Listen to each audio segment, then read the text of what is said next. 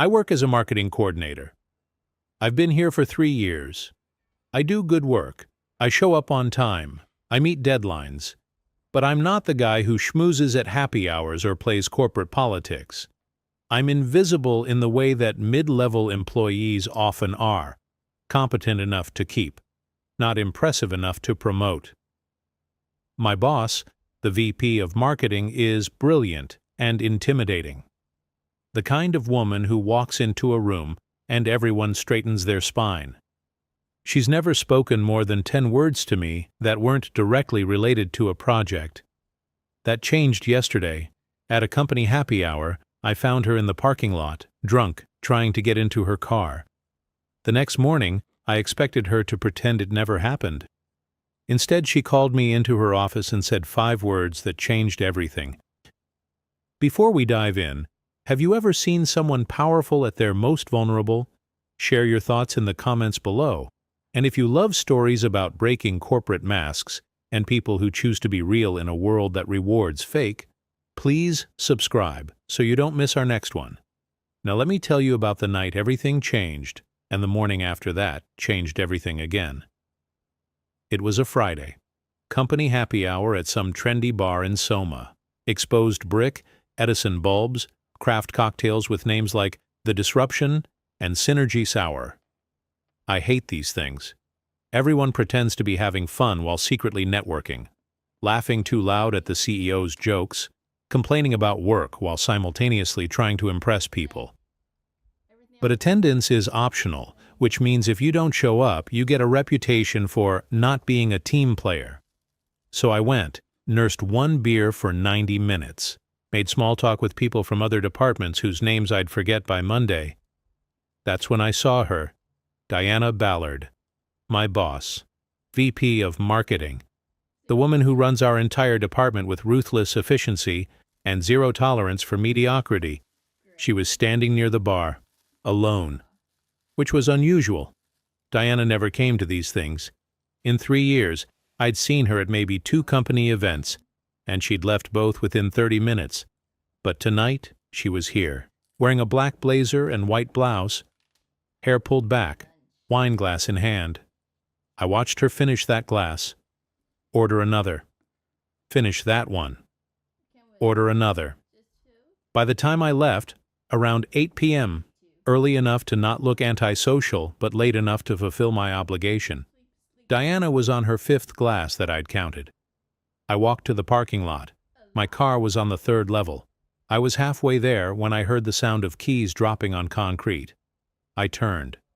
Diana was 20 feet away, bent over, trying to pick up her keys. She grabbed them, stood up too fast, swayed. She was drunk. Very drunk. And she was walking toward a black Tesla, her car. I should have kept walking. It wasn't my business. Diana Ballard was a grown woman, a senior executive, someone who made 3 times my salary. She didn't need me managing her. But I couldn't. I walked over. "Ms. Ballard." She turned. Her eyes took a moment to focus on me. "Stokes, what are you doing here?" "I was at the happy hour. I'm leaving. Are you okay?" "I'm fine." She turned back to her car. Tried to fit the key fob near the door handle. Missed. Tried again. "Ms. Ballard, you shouldn't drive." "I'm fine," she repeated, sharper this time. "With all due respect, you're not." She finally got the car unlocked. Opened the driver's door. "Go home, Stokes." "I can't let you drive like this." She turned to face me. Even drunk, she was intimidating. "You can't let me.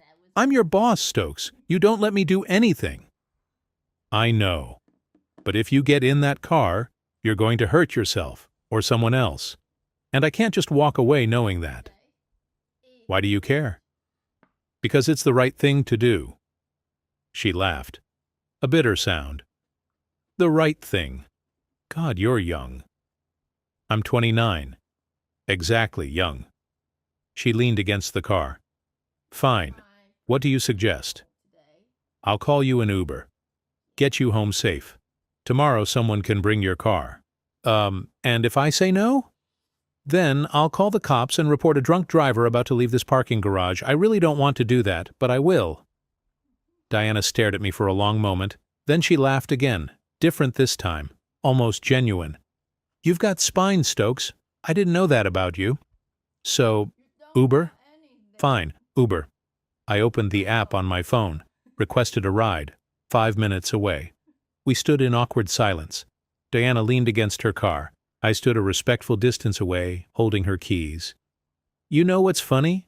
She said suddenly. What? I came here tonight to prove something. To myself, that I could be normal, have a drink with colleagues, relax. She gestured at herself. Look how that turned out. Everyone has bad nights. Not everyone is VP of marketing at a company with 800 employees.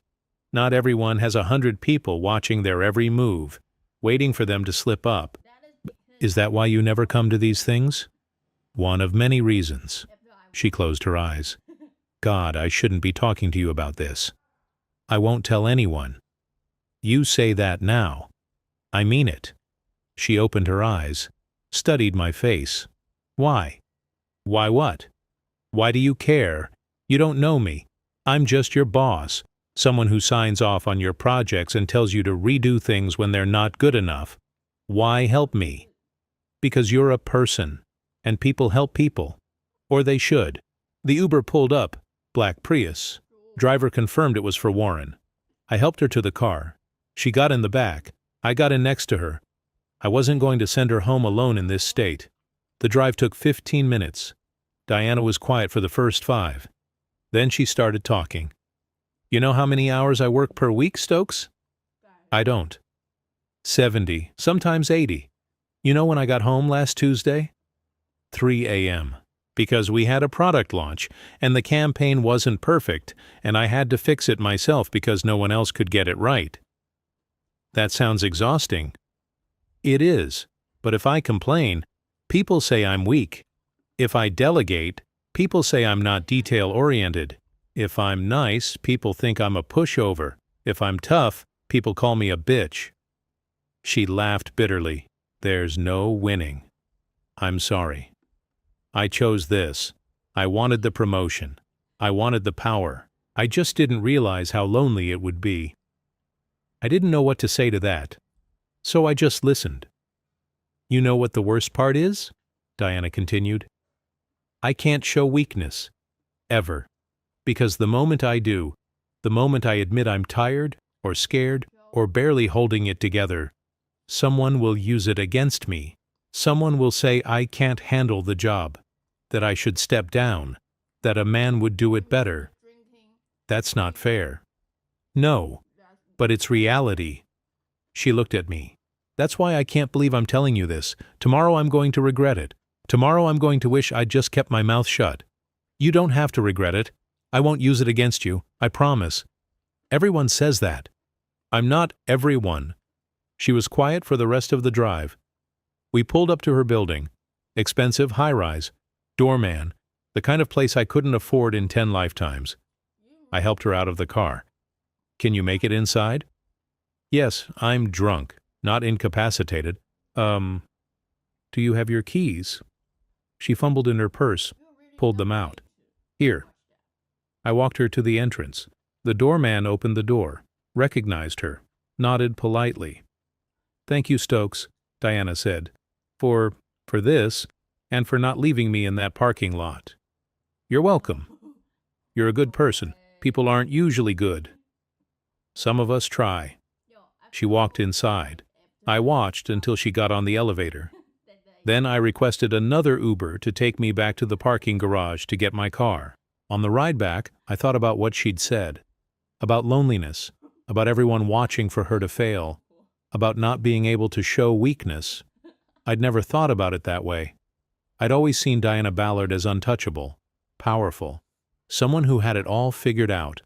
I'd never considered that maybe she was just as scared and exhausted as the rest of us. She just couldn't show it. I didn't sleep well that night. I kept thinking about Monday, about what would happen when Diana sobered up and realized she'd said all those things to a subordinate. Someone who could theoretically use that information against her. Would she pretend it didn't happen? That's what most people would do. Act like Friday night never existed. Be coldly professional on Monday and hope I took the hint? Or would she be angry? Blame me for forcing her into an Uber? For seeing her weak? Or, and this was the option that worried me most, would she try to get rid of me? Transfer me to another department? Make my life difficult until I quit? I played out a dozen scenarios in my head. None of them ended well. Monday morning, I got to the office at 8:45 a.m., my usual time. I made coffee, checked email, tried to focus on a campaign brief that was due Wednesday. At 9:15, an email popped up from Diana Ballard to Warren Stokes. Subject, Meeting Warren. Please come to my office at 10 a.m. Diana. My stomach dropped. This was it. Option 3. She was going to transfer me, or fire me, or make it very clear that Friday night never happened, and if I ever mentioned it, my career was over. I looked at the clock. 9:17 a.m. 43 minutes until my professional execution. Adrian Brady, my desk neighbor, marketing analyst, generally decent guy, rolled his chair over. You okay, man? You look like you're about to throw up. I'm fine. Ballard email you? How did you know? Everyone who gets the come to my office email looks like that. What'd you do? Nothing, I think. Well, good luck. Try not to cry in there. She hates that. Thanks. Super helpful. Adrian rolled back to his desk. I stared at my computer screen. Tried to work. Couldn't. At 9:58, I stood up, walked to the elevator. Took it to the 8th floor where the executives had offices. Diana's office was at the end of the hall. Corner office. Glass walls. I could see her inside working on her laptop. I knocked at exactly 10 a.m. Come in. I opened the door. Diana looked up. She was dressed impeccably. Navy suit. Hair perfect. No sign of Friday night's mess. Close the door. Sit down. I did both. She looked at me for a long moment. Then she said, I remember Friday night. Everything. My heart was pounding. Ms. Ballard, She held up a hand. Let me finish. I shut up. I remember that I was drunk, that you stopped me from driving, that you got me home safely, and I remember that I said things, personal things, that I shouldn't have said to you. I won't tell anyone. I promise. I know you won't. If I thought you would, you wouldn't be sitting here right now. I didn't know what to say to that. Diana leaned back in her chair. Warren, I could do what most people in my position would do. I could pretend Friday night didn't happen. It would be easier. For both of us. We could just move on. Forget it. If that's what you want. But I'm not going to do that. She looked directly at me. Because you helped me when you didn't have to. When it would have been easier to just walk away. And you listened to me without judgment. That's rare.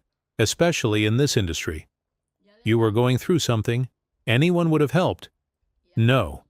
Anyone would have taken a picture and posted it on Slack, or told HR this morning, or used it as leverage later. You didn't do any of that. And I want to thank you for that. You don't need to thank me. Yes, I do. Because in corporate America, vulnerability is weakness. And you saw me weak. You could use that against me, but I don't think you will. I won't. I know. She paused. I also want to apologize for what I said about hating the job, about falling apart. That wasn't appropriate. It was honest. Honesty isn't always appropriate at work. Or maybe it should be. Diana smiled, a real smile. Not the corporate smile she used in meetings, an actual genuine smile. Maybe. We sat in silence for a moment. Then Diana said, So, we're clear? Friday night happened, but it also doesn't leave this room. Absolutely. Good. You can go back to work. I stood up, walked to the door, paused. Ms. Ballard? Yes? Are you okay? I mean, really okay? She looked surprised, like no one had asked her that in a long time. I'm working on it, but thank you for asking. I nodded and left. I expected things to go back to normal after that conversation. Diana would be professional. I'd be professional. We'd both pretend Friday night was a weird anomaly that would never be mentioned again. But that's not what happened. 2 days later, Wednesday afternoon, I was in the middle of writing copy for a new ad campaign when my desk phone rang. Internal call. Extension 8041, Diana's office. I picked up. "This is Warren. Warren, it's Diana. Do you have a few minutes?" "Yes, of course. Come up to my office. I want your opinion on something." I hung up. Adrian looked over. "Ballard again? Dude, what's going on?" "No idea." I took the elevator to the 8th floor, knocked on Diana's door. "Come in." I entered.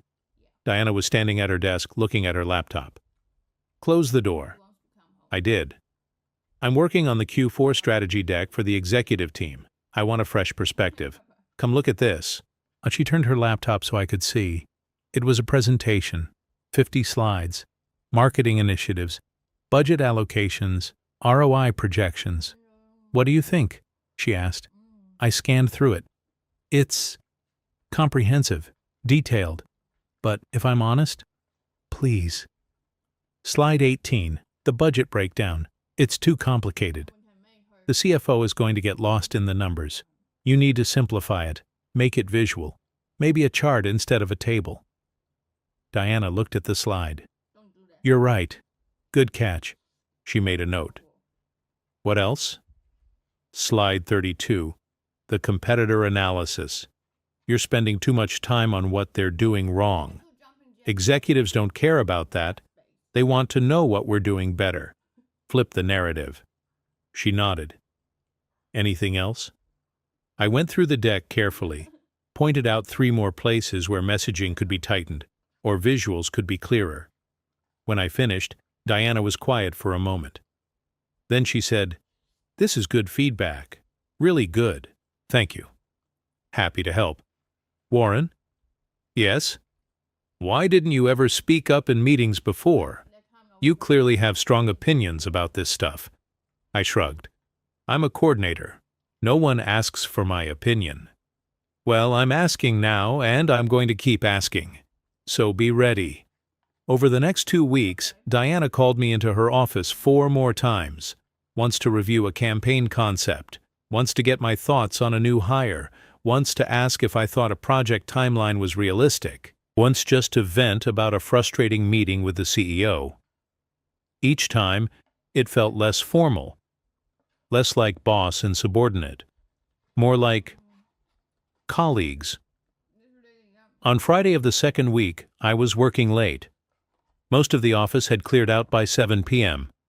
I was finishing a presentation for Monday when I heard a knock on the cubicle wall.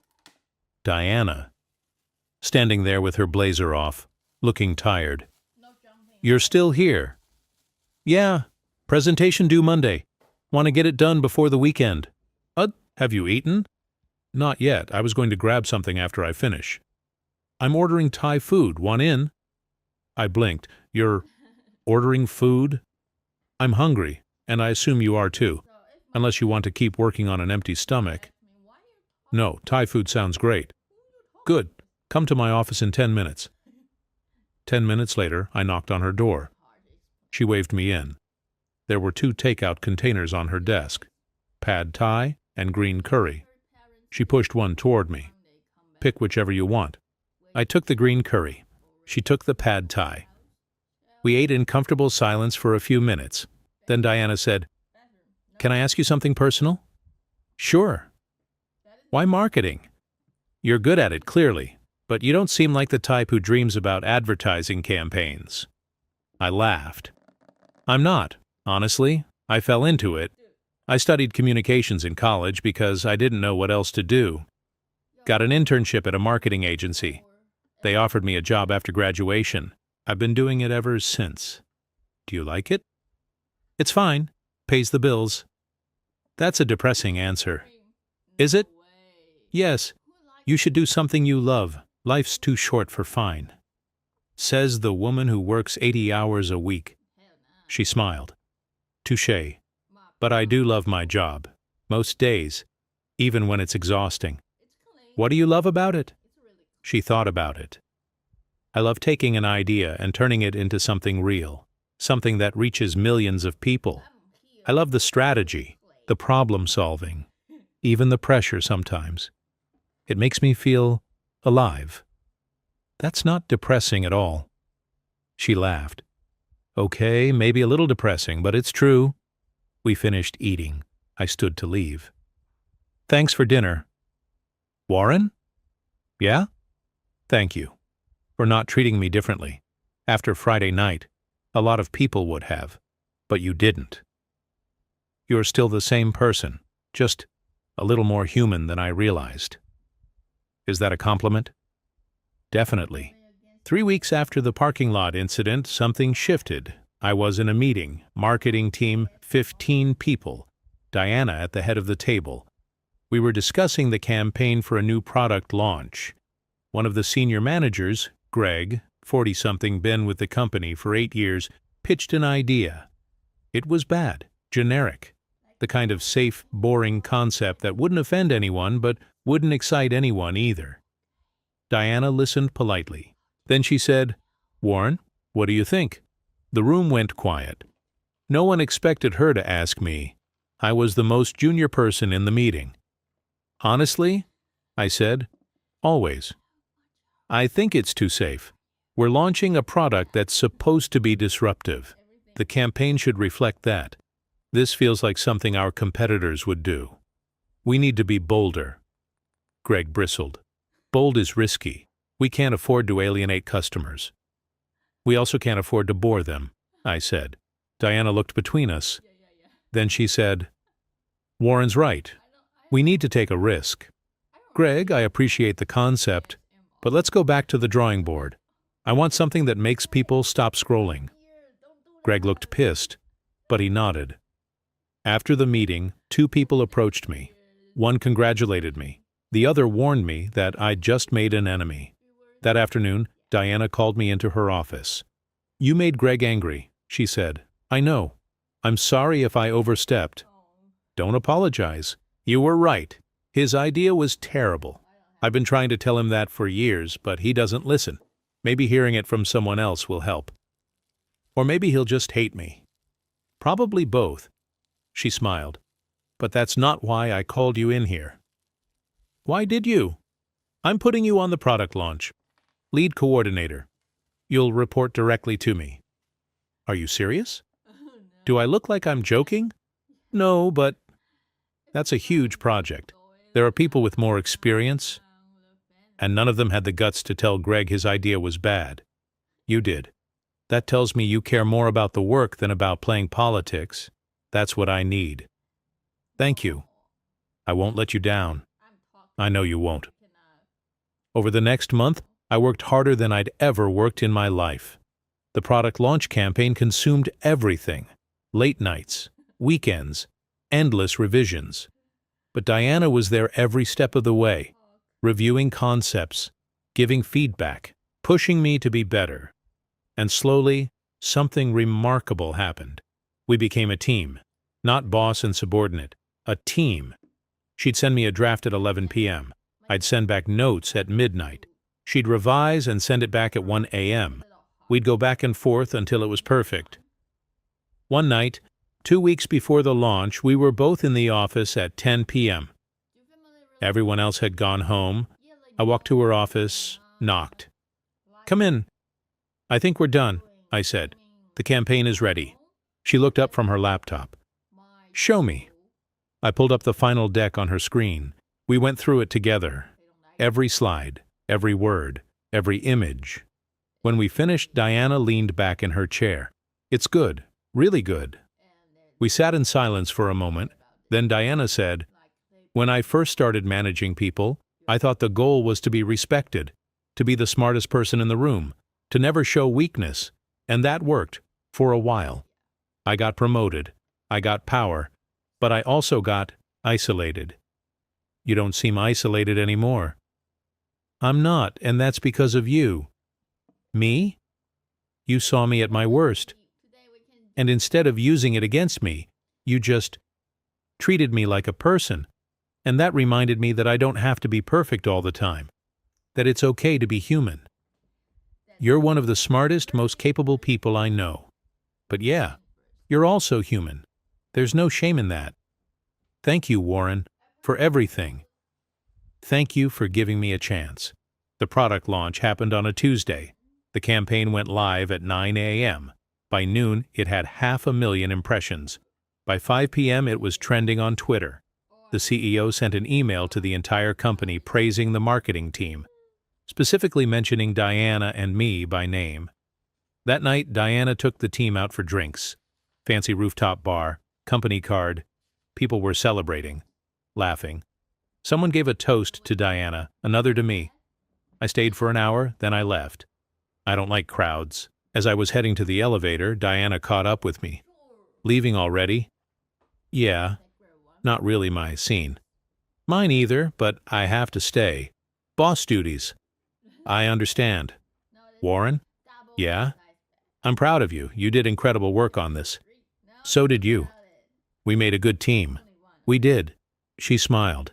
See you Monday. See you Monday. 6 months passed. The product launch was a massive success. The company's revenue grew by 18% that quarter. I got promoted. Senior Marketing Manager, a title I'd never thought I'd have at 29. Diana got promoted too. Chief Marketing Officer. And through it all, we stayed close. Not in a way that anyone could gossip about. We weren't dating. We weren't inappropriate. But we were friends. Real friends. The kind of friends who grab lunch when one of us is having a bad day, who text each other stupid memes at 2 a.m., who know each other's coffee orders and remember each other's birthdays. It was unexpected, unorthodox, but it was real. 1 year after the parking lot incident, Diana invited me to dinner. Not a work dinner, a real dinner, nice restaurant, just the two of us. I met her at 7 p.m. She was already there, sitting at a corner table. She'd ordered wine. You're not going to get drunk and make me take you home again, are you? I joked as I sat down. She laughed. No promises. We ordered food, talked about work, about life, about everything. Then, over dessert, Diana said, Warren, I need to tell you something. That sounds ominous. It's not. At least I hope it's not. She paused. A year ago, you saved me, not just from driving drunk. You saved me from myself, from the loneliness, from forgetting that it's okay to let people in. Diana, you don't have to. Let me finish. You know what? You are right. I already thanked you a lot of times. We laughed and then sat in comfortable silence. Then Diana raised her glass. To honesty and to not pretending. I raised mine. To honesty. And to friends who see us at our worst and stick around anyway. We clinked glasses. Have you ever seen someone powerful at their most vulnerable? Or had a relationship change completely because someone chose honesty over pretending? Share your story in the comments below. If this story about unlikely friendships, breaking corporate masks, and people who choose to be real in a world that rewards fake touched your heart, please hit that like button and subscribe for more meaningful stories every day. Don't forget to click the notification bell so you never miss our next inspiring tale. Thanks for watching.